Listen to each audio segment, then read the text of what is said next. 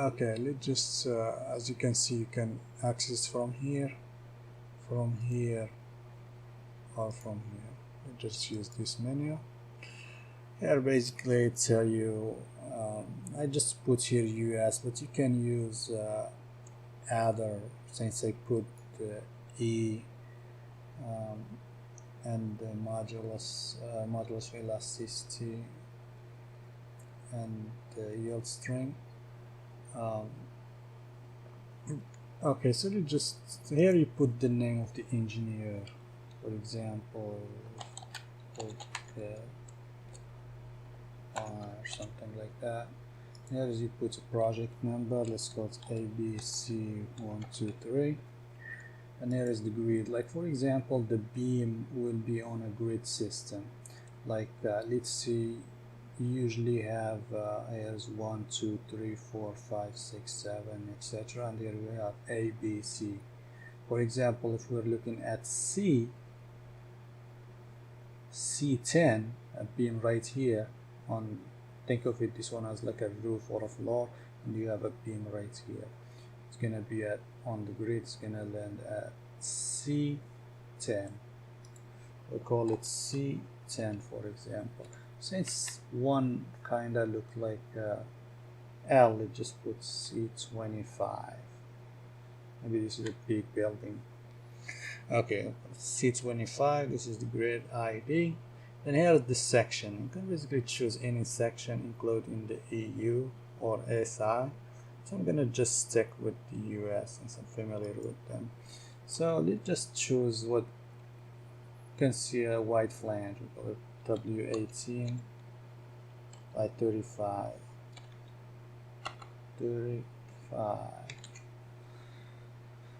And the modulus of elasticity, we can use this value right here, as you can see in PSI.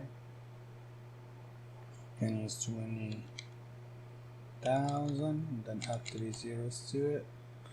Then there's 50 KSI, which is gonna be 50, and add 3 zeros to it. There's the span length of the beam. You can you just make a little bit long beam so you can see the problems with it.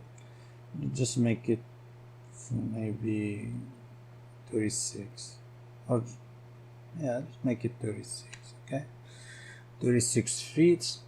And then the brace length, you just brace it on every 10 foot or 5 feet, whatever. You can brace it, let's see, usually they are braced at like 5 or 8. Just brace it at every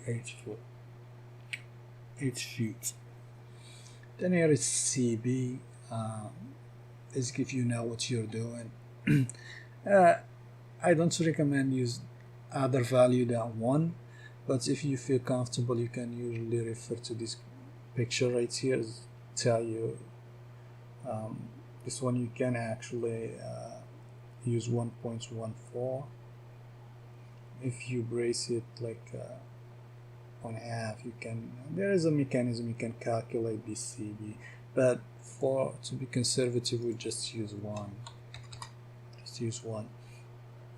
The tributary area, for example, if you think of this one as a beam, this rectangle right here like a beam, and this one a beam right here and this one beam right here, it has a tributary area half of this and half of this. It means it's carrying about this much. It's carrying this much, or just the distance between here. Because see, okay, so the tributary area, if you have like one beam here and then 8 feet and have one beam and then 8 feet and have one beam, it means you have 8 feet tributary area. Okay, you can put 8. And here is dead load. If it is like on a floor, the dead load are usually like 20, and the life load they are usually like 40. And if you have it on the roof, the dead load usually like 15. I don't have the values on my mind right now. I used to have a chart when I was working at the firm. And here you can basically put like snow, this is roof load, this is rain and wind, whatever load. Just think of it as like on the roof, and you put like for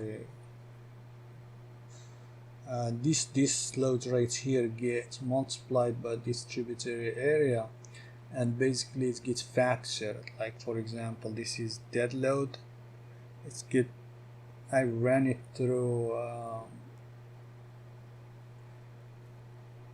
different load condition, like 1.2 times dead plus 1.6 times live, and then I have a function that I include all the conditions that it runs them, and then it takes the maximum. Basically, if you have snow load, it will basically lower the dead load, and maybe just one times. I probably later I will go in detail about this, but you should know this, okay? You should know this. You're a structural engineer. You should know what I'm talking about. You don't have to go into explaining every little thing. As soon as you see this dead load, life load, this SR, you know what do you mean, okay? This is earthquake. But I'm gonna just consider here snow, and this one's I'm placing 0. Here basically you just place a note if you want, or you don't have to. You can just place whatever you want to remember this, okay? For example, this is a note I will be reading later, okay? I don't know. And then you just calculate. Then when you calculate, you can see the value skipped here. So if you want to run another beam, you can do it.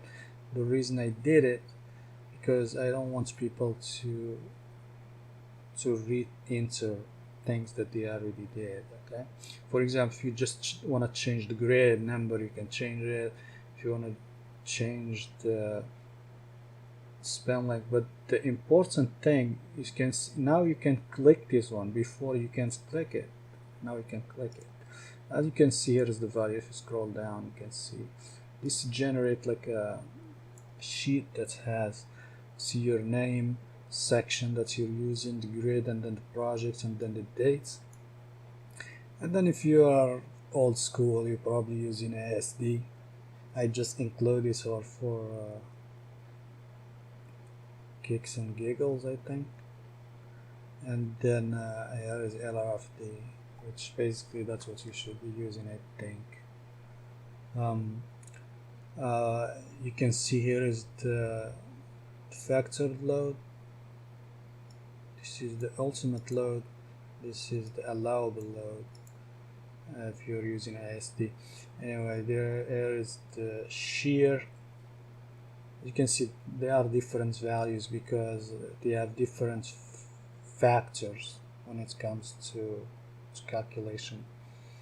As you can see, here is Vn over omega, and this is phi Vn. See? And they indicate this check mark here if you are busy and you know a lot of calculation you're doing. So you just look at this check mark, it's passed. You don't have to look at it. You don't have to go and they include here is the dead load, basically deflection under the surface dead load, because you shouldn't be factoring it. You should have to do this calculation before you factor the load. So this is under dead load, and this is under the life load, and this is under both. I don't think that you're going to be using this, but sometimes you do. But here it is, and here I just used, like, if you're looking at this is for the life load. As you can see, it's L over 360. You can't pass 1.2. You see here we passed it, so at the total we didn't pass here, so it gives you an X. But you can see here it's passed for this, for even the total. If you're using a limiting factor of L over 240, a maximum of 1.8 inches. So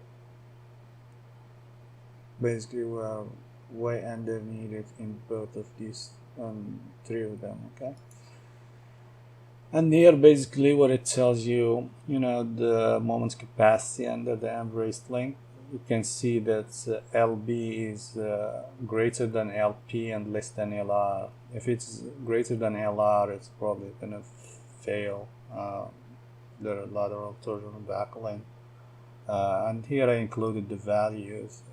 This is not for just this section. For any section you can run this analysis. I include all the sections that you can use if you want.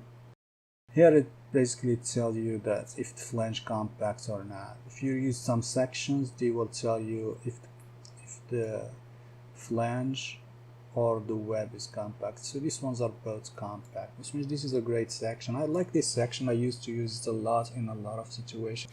When I was designing some structures, I like this beam a lot, this 18 by 35. It's one of the greats, I think. It's kind of light and it's very nice section. That's why I include it here, I guess.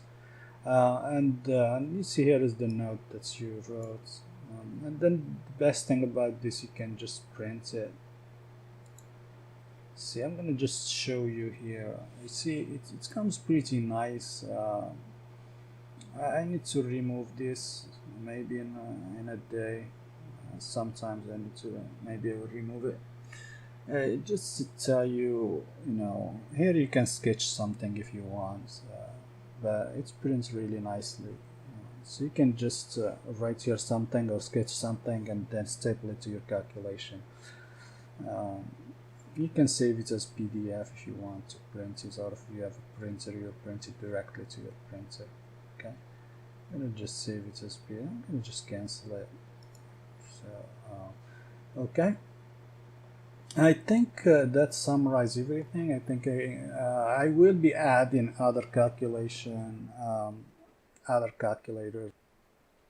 The main thing I have now is these three things that you'll be using a lot. I include them here. So if you're calculating structure, you can go straight to structure. You can generate elements here, how many elements you want to analyze. And there is section database. This is a really nice database. You can get the section values real quick. The good thing about this application is it doesn't need any computation power. You can run it on your phone. Because all the computation are done on my server, so feel free to use it on your phone or on your tablet or whatever, any other devices, or at your desktop if you. Alright, thanks again for watching, and I'll see you later. Bye.